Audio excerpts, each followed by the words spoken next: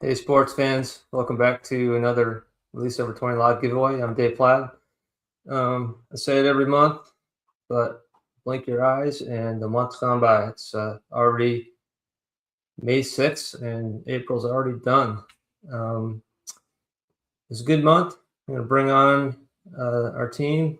We got Adam joining us, Don Bellius from Mississippi, and Evan Wheeler. Don and Evan are two of our state reps. Evan from Pensacola and Don from Mississippi. How's everybody doing? Perfect. Good day. Oh, we got Carrie. Carrie's a late ad. Hey, Carrie. Hey, sorry guys. I'm trying to get on my computer, but it won't let me on for some reason. all I'm trying good. to go to my mobile. Charleston Inshore Fishing is in the scene. Yes, he is. He's here. I don't know who all's here. We got Don Bellius and Evan Wheeler and Okay. Adam.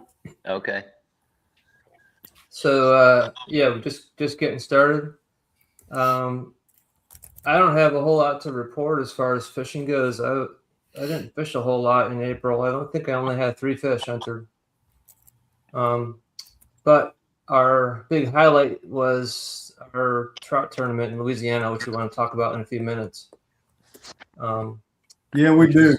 Pretty awesome. So the top row here, we were all there. It was great. I need you to show that video.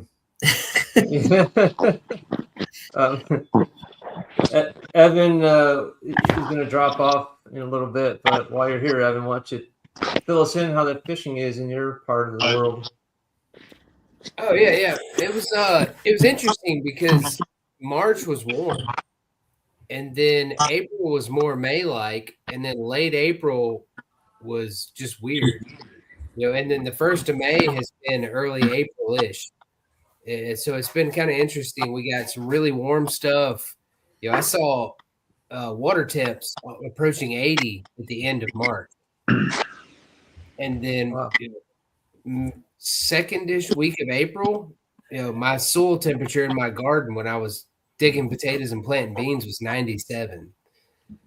So it was a weird deal. It kind of got really hot, and May happened in early April, late March, and then April happened in early May, and cold fronts, and we just had a big cold front that just changed everything. But yeah, so I treated this back half of March and the first half of April like it was May, and we caught a lot of big fish and had a good time doing it. What the hell are you doing digging potatoes, and what are you doing digging potatoes in the spring of the year? Oh man, I plant my potatoes into January, man. Red Lesotas. Are you serious? Yeah, new potatoes, red Lesotas. I go in first wave goes in into January, second and third wave go in through the first couple weeks of February. And, I didn't know you guys could do that. Yeah. I picked this week. I probably picked close to 50 pounds of potatoes and 10, 15 pounds of beans. Oh man, you got green beans too? You're talking about beans, so you have beans and potatoes. Brother, we got Kentucky Wonders, we got Contenders, we got Blue Lakes, we got Red Lesotas. I just put mine out today. Yeah, this broadcast is going way off the rails. Wow. And then we went fishing. Hey, Evan, call me later, will you? Hey, Dave, next month get a horticulturist on here. Yeah, I was going to say. Yeah, to reflect to a previous comment. Yeah, we treated talk about anything. I mean, why not? Treated March, April like it was May. Caught a lot of big fish sitting in traditional pre-front, not pre-front, but pre-spawn locations, chewing, and yeah, it was fun. It's been a little odd here too, to be honest. Like the water's still in like the low 70s, I think. Typically, it seems like here, like the 70s seem like a pretty good temperature, especially for redfish. And it usually blows through that temperature range in like a week. It's like goes from 60s to 80, like seems like instantly. But this year it hasn't. It's been kind of hanging around 70 for a long time. Yeah, it was strange, man. That cold front blew through, had a big storm. It didn't rain for months. So I mean, I saw ballyhoo in the bay a couple of weeks ago. We hadn't had rain either. It's been really weird. It was crazy. And then it blew like crazy, and then it got cold and it rained. And, when I was throwing the boat back on the trailer this morning, midday today, really. Whereas, like I said, we saw almost 80-degree water temps at the end of March. So it's kind of a weird year, but that's happening every year. It's happening with prescribed burning and everything. The weather extremes are getting crazier, man. Those traditional windows that you anticipate are getting wacky. That's a whole other conversation for a different podcast, right? Yeah. Yeah. Yeah, our whole state has been under a burn ban, Yeah. So Evan, what depths do you typically where you fish? Like, are you guys in your area, for I guess for trout mostly, but are you fishing like is it real shallow fishing or is it like what depths typically? All the above. Yeah, on any given day, we'll catch them from 2 feet of water to 14 and beyond in the same morning. It just depends on all of the factors that, salooners and tides and sky conditions and all the above, all those other factors. But yeah, on any given day, and we can go catch a fish in March in 2 feet of water or 14. Just depends on what you want to do. And what kind of lures you're throwing typically?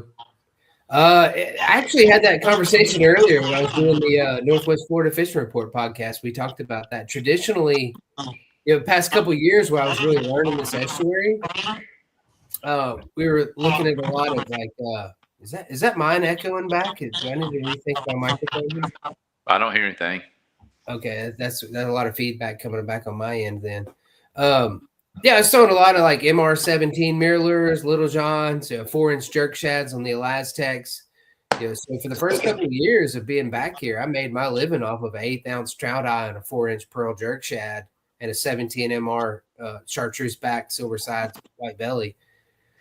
And this year we've shifted over, now that I've got the data I needed, to throwing larger baits on purpose and kind of, instead of prospecting, looking for life and narrowing it down from there, we've got some data now. So it's rare that I throw a soft plastic that's less than 5 inches at this point. Wow. Yeah. It's been fun. Yeah, I was throwing an 8-inch Coastal Brew dart all day today. Had 2 swirls on it, didn't catch anything on it, but I had the data I needed to have the confidence in throwing it. And when you get to that point, it's kind of cool, man. So what you're saying is you didn't have a charter today. You were fishing just for yourself for fun? No, I was on a charter. Were you? Okay. Yeah. He was throwing live baits and other stuff all day, catching stuff, and I was throwing a big giant artificial, just trying. Gotcha. Okay.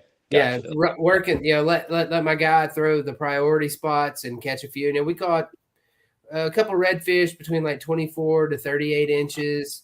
Nothing crazy. And then we caught trout from like 15 to 24 inches. So nothing crazy there, but he had a blast and I didn't get eaten on the big bait, but we had a good time trying. Well, while you're here, I want to tell you this, on May the 1st, I caught, 4 over slots, 23 plus over. I mean, 31 was a big fish, but I got home and I put them on the Release Over 20 app, and I was second place right behind Jimmy Skinner. And then May the 3rd, I took those guys back out on Sunday, and we caught one more 31-inch. Went back and put that in the app, and I was like 4th down the road. So in a time frame, I was like in second place on the 1st of the month. So by the 3rd of the month, I was already dropped to 4th. It's the panhandle fishery is interesting. Like there's a few big fish scattered around. We don't have Louisiana abundance by any means, and we don't have a lot of like tidal creeks and marshes where you can camp out and really whack those redfish. So I'm down here making my living off of like 22 to 28-inch trout with the occasional redfish scattered in, and that it's tricky. Yeah. Well, I'm more about Evan, you got a question here, or I think it was for your big jerk shads. Okay, yeah. So for the really big stuff, I'm running weightless. If that was a question regarding like those 6 and 8-inch, big soft plastics, I run them weightless and weedless. For a standard soft plastic, even if I'm fishing 8 foot or more, I'm throwing 16th ounce every chance I get. And I'll run 8th if I have to, but if I'm throwing an 1/8 ounce jig head, it's either super windy or the water got really dirty somewhere shallow and I had to go deeper. But it's very rare that I exceed 16th or 3/32. So you you don't just have being, you like, don't have a super- tide, right? Yeah, a big tide for us will be a magnitude change of around 1.8 to 2.2 feet on the day, and that's a big one. But even still, you must have to be pretty patient to let it get down. Or are you fishing it more upper in the water column? It varies. I mean, I'll throw a weightless bait in 14 feet of water and send it, and just be patient. Yeah. But at the same time, I'll throw a 3/32 over 3 feet of water, and 2 foot of that is grass. It's just all in the rod tip cadence and the design of the jig. I mean, I don't want to get too tangential about that. I know we got stuff to get to, but I'll use like scooped jig heads with integrated eyelets that really will get down in that grass. They'll dust it and scoop up. So even just the jig head, you could use 3 different jig heads that are all 16th ounces, and the 3 different ones will bury differently in that grass, and then your rod tip cadence changes the game. So yeah, I won't take too much of y'all's time on that. No, I think it's good. I think Interesting. People can learn something. Yeah. I'm personally trying to wrap my head around like trout feeding up, because here in Charleston it seems like almost all the fish you really get the most response by dragging the bottom, even with trout. So it never really occurred to me to try to fish more in the mid water column, and I'm sort of committed to trying it more, you know, because I see so many people using it with good success, you know. Well, and those big fish behave entirely differently too. The big trout, they're a lot like crappie. So with crappie, crappie, sac-a-lait, wherever you're at, those smaller class fish, they'll bundle up, and on the right set of conditions, you can find them stacked up. But even when they are stacked up, if you're a 16th ounce off on your jig head and a shade of chartreuse wrong, it's not happening. And you can sit there and whack numbers if you get it right. But those big fish, man, they position themselves differently. They behave entirely differently. They feed at different times, respond to different stimuli. It's an entirely different game. So yeah, it's fun. It's a puzzle. It's different every day. Man. Like I tell my customers, like if you want to catch a really big trout on purpose, it's like trying to kill a 6.5-year-old buck with a longbow near his bedding area on the wrong wind. Yeah.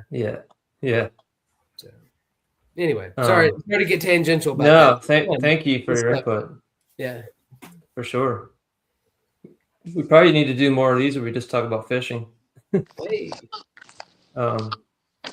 Okay, so I wanted to recap our Hopedale Trout Tournament. We've been promoting it all along, but here were the results. First place was Team Trout Ambassadors, including Don Belius here. They had, so this was a total length. So this is the format's catch and release in place tournament based on length. And it's a 2 trout aggregate. So 44.75 2 trout aggregate out of Hopedale, Louisiana is pretty solid. So well done, Don. You guys kicked butt. Thank you, sir. Way to go, Don. It was a good time. John Miller had the fish of the tournament with a 23.5. And y'all caught like 4 or 5 over 20, didn't you, Don? I think we caught three over 20. Yeah, that's good. Team Bully was in second with 42.5. Those are like a couple older gentlemen, like kind of those guys that you see out fishing and you know that they're always whacking them. They did really well. And then Chubby Chasers was Cliff Hall's team. They had a solid 41-inch stringer. This was our award ceremony group picture. So you can see it grew a little bit over the prior year, if you ever saw that picture. Last year's picture was probably like if you take all the guys on the left side, on the left of that piling away, then leave the rest of them. That was about the size of last year's tournament. So it was really cool. This was our pre-tournament dinner at the Literary Society. So Greg Sample, owner of Pure Flats, his fish camp is something they call the Literary Society. It's like a tax haven, I guess. That's where the name originates from. But you probably recognize some faces in this crowd. Don's there. You got John Miller in the middle in the blue shirt. You got Uncle Joey Landrino. He was there. Always good to see him. He's the inventor of the slick lure. Got Daryl up there in front. He's always got a smile on his face.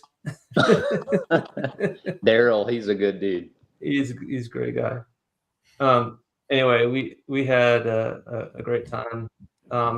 Next to John in the dark shirt is Cheech, otherwise known as the Professor. If you follow the Hopedale, Louisiana Instagram, they're always posting like the Professor did this, Professor did that. That's Cheech. That's him. He's a great guy. And then I just had a couple photos that we took. Adam and I were there a few days before and a few days after, so we did a lot of fishing other than the tournament. It was really fun. So this is, of course, Greg Sample. Nice trout and just, some beautiful sunrise that day. There's Adam with a nice trout. 3 of us. We just had a really good time. So I don't know, Don, what do you think? What were your thoughts on the whole tournament, your experience and all that?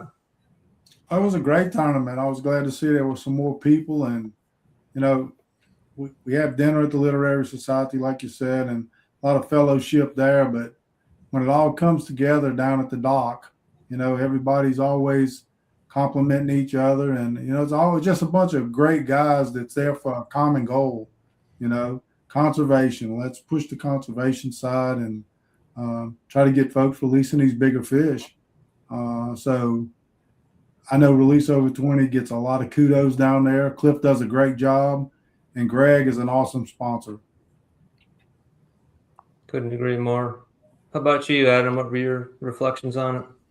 I would echo what Don said. Definitely a great time. Tough conditions, unfortunately. It was really windy almost every single day. It was between windy and more windy, but we made the best of it. And then as far as the tournament, definitely a good group of people. Now, as somebody not from Louisiana, I kind of feel like we should try and do respectably. But man, I mean, if we win it as people not from the state, if I was Don, I'd be checking the tires on my trailer next year.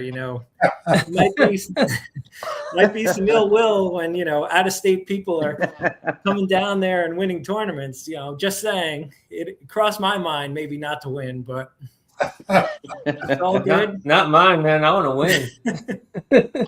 That video Dave sent, that is incentivized us. Yeah. So what Don's talking about is when Adam and I first arrived and met Greg at the camp, we went out on the water, and the first thing I did is I took a video, and I'm like, hey, it's here we are in Shell Beach, and here's Adam, and here's Greg, and we're going looking for some big trout so we can humiliate Don Balius. Look who got humiliated, me and Adam. It was all fun.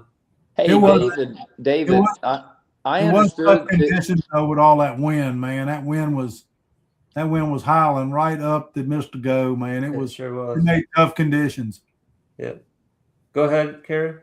David, I was just going to say that the giveaway last month, you were talking about your elbow being sore from fishing and that you didn't think you could fish when you went to this tournament. So I told you need to beat Don left-handed. So apparently you were able to fish. Is that correct? I was. Yeah. And So I seen Harry, it wasn't left-handed neither. Okay. That was my next question, Don. Well, I did throw a bait caster the whole time, which technically is left-handed. No, But okay. yeah, thankfully I was Whatever. able to fish. I gave myself carpal tunnel. If you don't know what I'm talking about. Had pins and needles in my thumb and forefinger, which I still have, by the way. Getting better slowly, but There's a lot of people out there going boo-hoo for a Yeah, guy, I know. you know, that gets carpal I'm not tunnel looking for fishing. sympathy. He went down to Guana and he tried to get in there and mix it up with Sandy Stark, and he wore himself out. Uh-huh. Sad but true.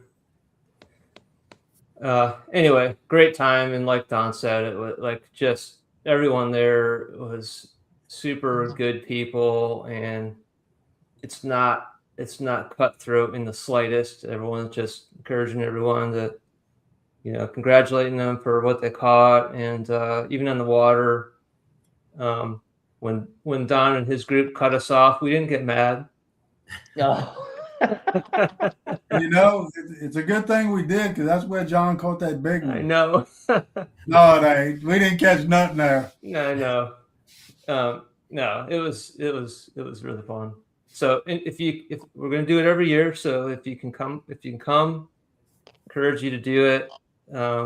It's really well worth it. I think everyone just had raved about it. So I think by word of mouth, if nothing else, it's going to continue to steadily grow.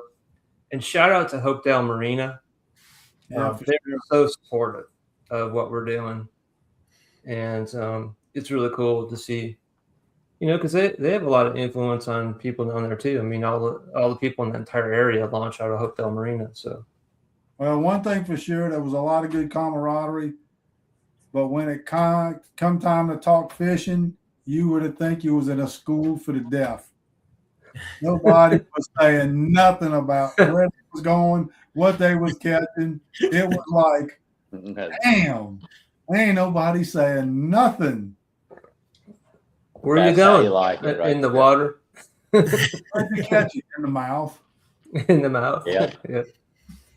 But great sponsors too. Not that we can promise this every year, but all the teams got like a pretty decent prize. We had like a little like raffle / kind of drawing to give it. We had, enough prizes for every single team that participated. So, Well, I knew one thing. I knew when it was time for Cheech to go up there and get a prize pack, he was going to get that Marsh Romance, because if you get around him, he smells like Marsh Romance. He must love that.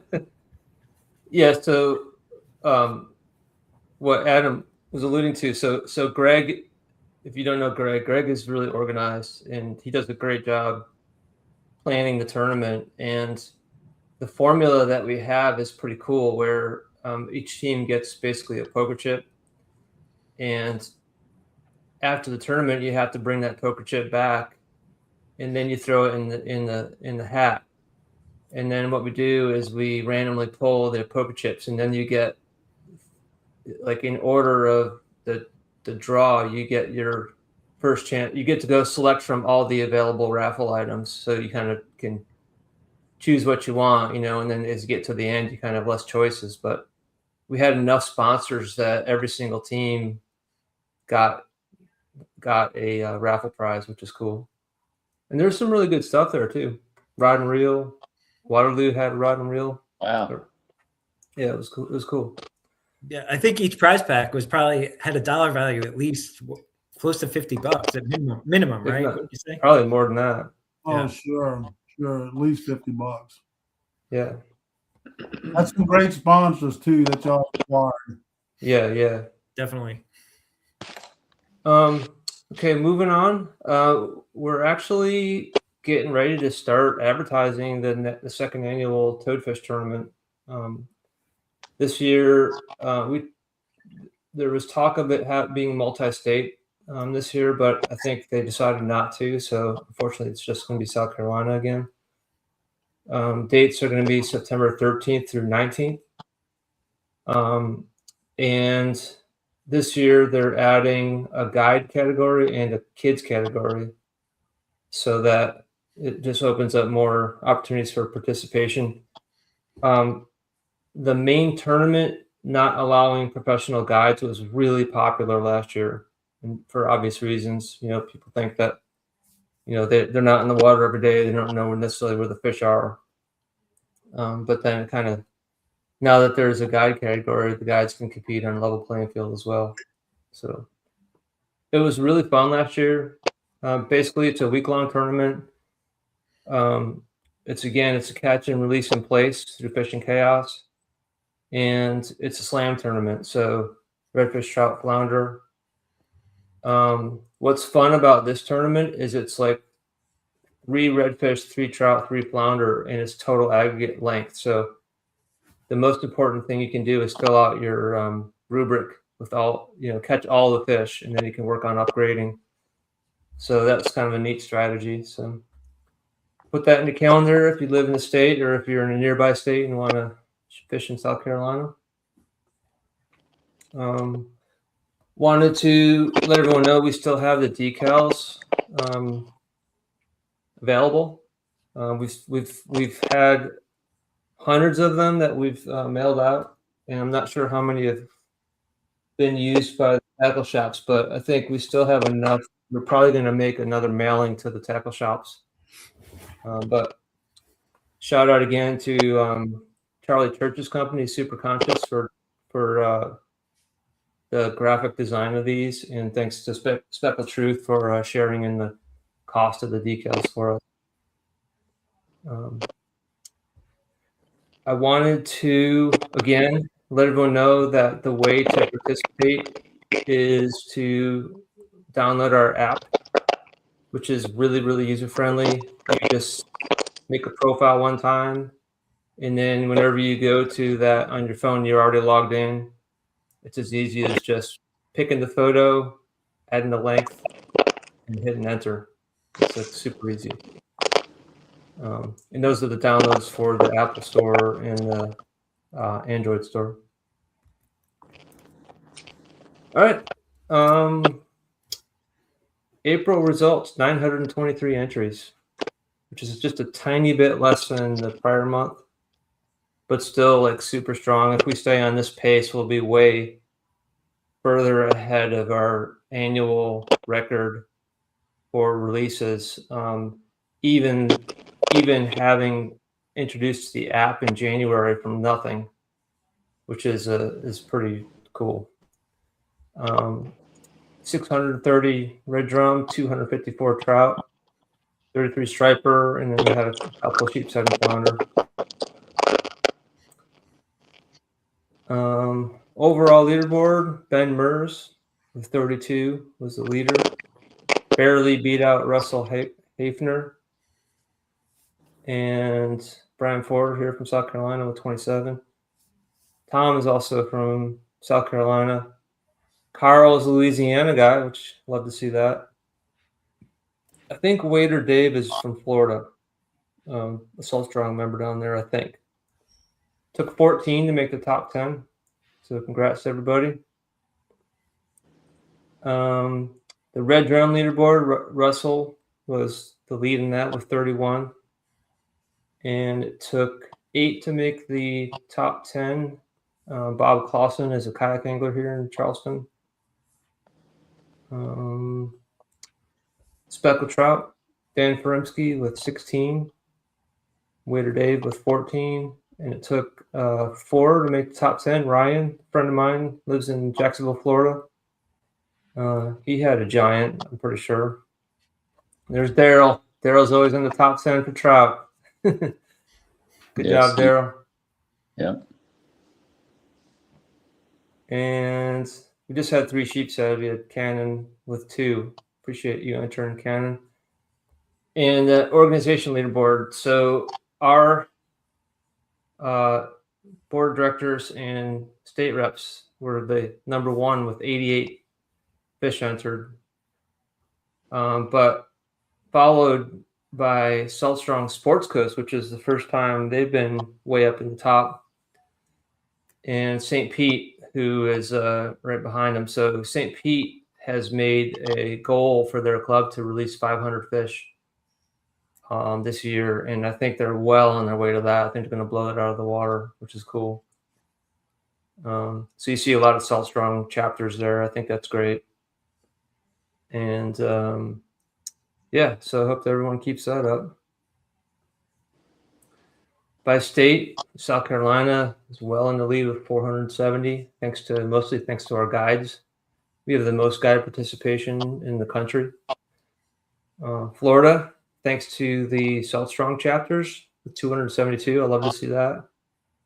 And again, you're seeing like Virginia and North Carolina down from their usual dominant leads because of that freeze we had this last 2 winters. Honestly, Yeah. They've suffered from that. But love to see New Jersey and Rhode Island on the list. Those are no doubt stripers. And yeah, pretty good. Guide leaderboard. We got again Jamie Skinner in the lead, 106. So I want to call. So let me call out Evan. Evan's number 3, Tall Pines, 44. Man, that's solid. Nice job. But I want to point something out here, which probably people don't realize. Here in South Carolina, there's a little town called Edisto Beach. I mean, I'm talking about it's like a Mayberry. It doesn't even have a traffic light. Like it's in the middle of nowhere. It's kind of a resort community. There isn't even like a franchise. It's just like a golf cart kind of thing. Well, Jimmy Skinner, number 1, Palm State, number 2, Dock Lines, Parker Wall, number 5, Dock Lines, Ronnie Davis, number 6, are all from Edisto Beach, South Carolina. It's collectively by far the nation's leaders in guide releases. So it just, all of that is word of mouth. Those guys saying, hey, I'm doing this and this is why I'm doing it. Oh, I think that's great. Let me get involved. And I'm sure in the case of Jimmy, he's showing people what he won. At the end of the year, he walked away from our Turn the Tide event with like $1,000 worth of stuff, which is, glad to award him for it. But yeah, it pays off. Tang is up there, number 8. And yeah, so if South Carolina can do it, so can other states. Let's try to get more involvement. I think it'd be great. And thank you, Evan, to you for leading the way in Florida, and Gunny B in North Carolina. Love to see that, and let's keep it up. Hey, I will say, man, hopefully there's a day when we have that number of redfish too. Like, if people stop killing them before they, ever have had a chance to breed, and we can build that class of redfish. Because right now, Florida's got a whole bunch of 12-inch fish and a whole bunch of 34 and beyonds. And that intermediate there, we're light on that. So hopefully we talked about that as well in our trout tournament in Louisiana. It's like, there's no reason they don't have a really good trophy trout fishery, right? Yeah. They're just getting killed before they can get big. And the ones that do get big get killed also, Yeah. I mean, like my trout numbers are like 10 to 1 to red. I have to really get lucky to even catch one. So, yeah, hopefully we'll see that change. Yes, sir. All right. Yeah. So when I'm looking at those numbers and I see that Evan's got 44 redfish, that's pretty damn good. When you consider that he's not in redfish. Yeah, well, his 44 is probably mostly trout, right, Evan? That was pretty pixelated coming from, I think, Carrie down there on the bottom. Yeah. I didn't catch that. Yeah, most all mine are trout. Yeah. Redfish is kind of a bycatch for me for what I do and just the way that I fish. Nothing bad about redfish. It's just like I don't see a lot of them, and we catch them as bycatch or late summer and early fall. I'll target them, but right now they're bycatch. Yeah.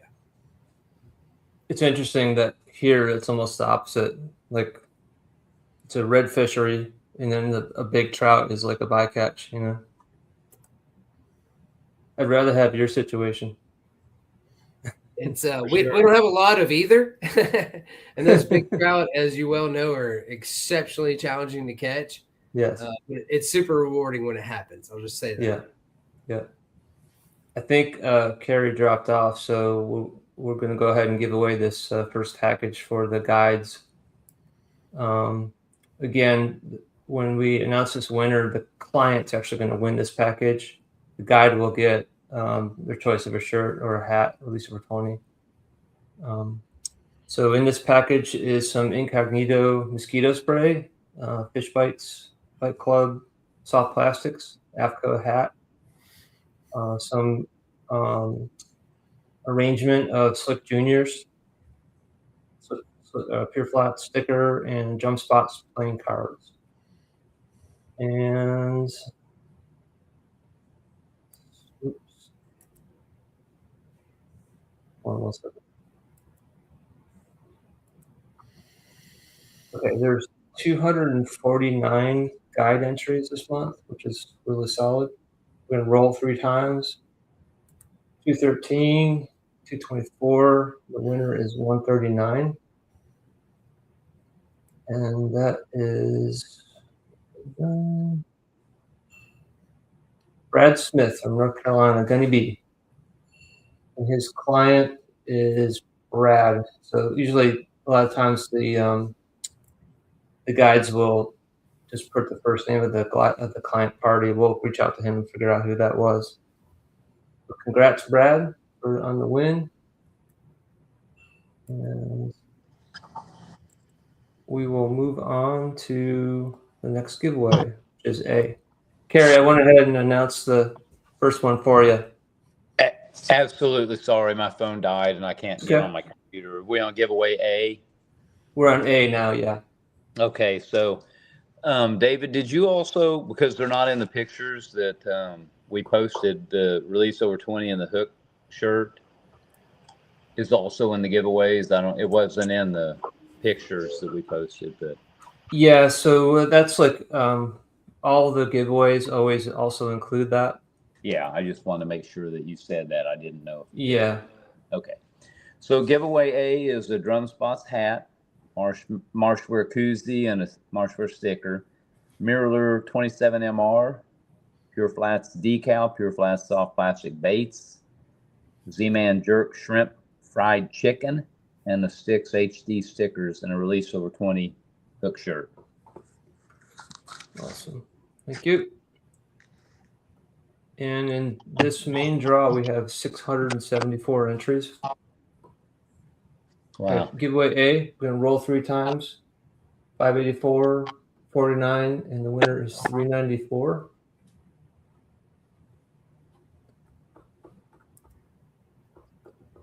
$394 is Nick Easy from Florida.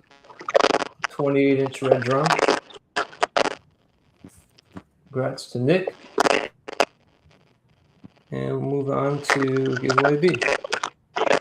Here, I did make a couple substitutions here, just so you know. Okay. What are they? The shirt. One thing we didn't have, I can't remember what it was.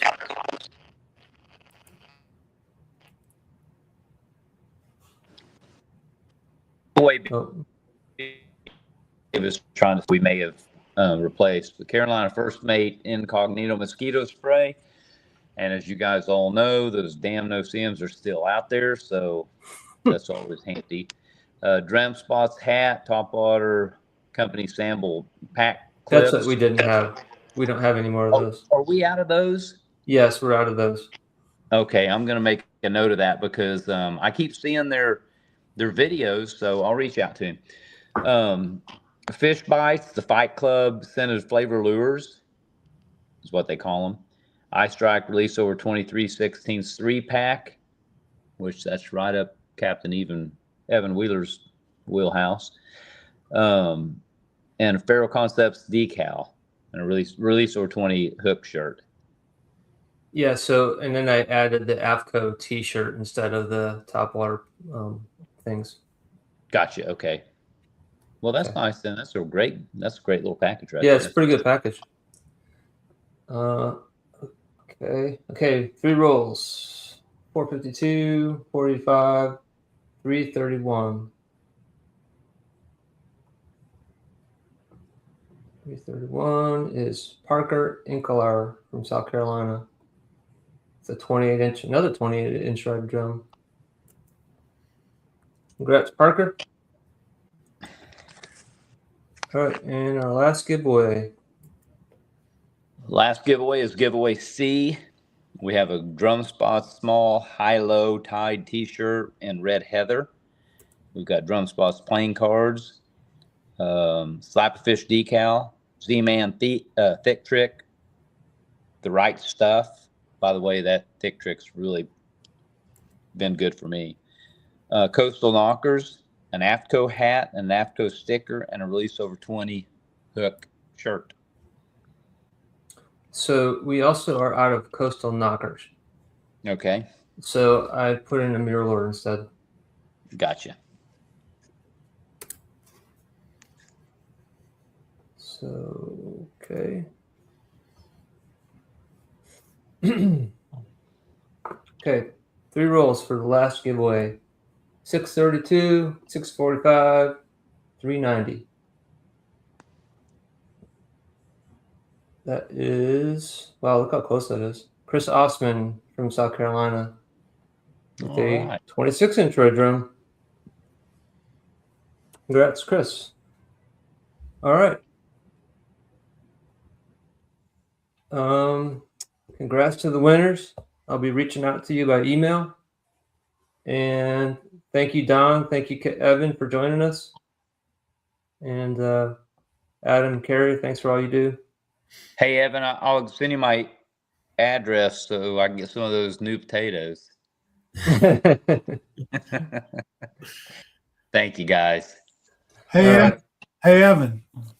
I seen on the guide list you had a client named Bobby Howarth. Was he from Biloxi, Mississippi? Evan, you think you're on mute. Yeah. I just saw that chat, Don. I was trying to figure out how to respond to that. Yeah, Bobby came and fished with me a couple weeks ago. He came as a referral from a friend of mine that lives here in my neighborhood now that grew up in Biloxi. And turns out he's old school friends with a cousin of mine that's over there in Gaucher. Oh, So- wow. Yeah, I know Bobby real well. His brother, Jimmy Howarth, he played for the San Francisco Giants. He played with Willie McCovey, and yeah, he played in the professional baseball. He was an MLB player. Bobby's a great. He was cool, man. He showed up with Robert Starks a couple weeks ago and fished. Oh, with you know me. Robert too? Yeah, well, he and Robert and his son are coming to fish with me again next week. They had they used to own a business called the Batter's Box. It was a batting cage. And I used to go there all the time with my grandson. Bobby and Robert's two fine people. Yeah, Robert, when we left out that morning, man, he said I was like, just to be sure now, you said your primary objective today is catch a big one, right? Yeah. Are you okay with not catching one at all? And he said, okay. I said, well, what's a big one? He said, man, if I could catch a 25-inch, 5-pound trout today, I'd be tickled. And he caught a 26-inch, 5 and change. Fantastic. They're coming back next week, so let's get it. Good deal. Good yeah, job, they're Kevin. cool, man.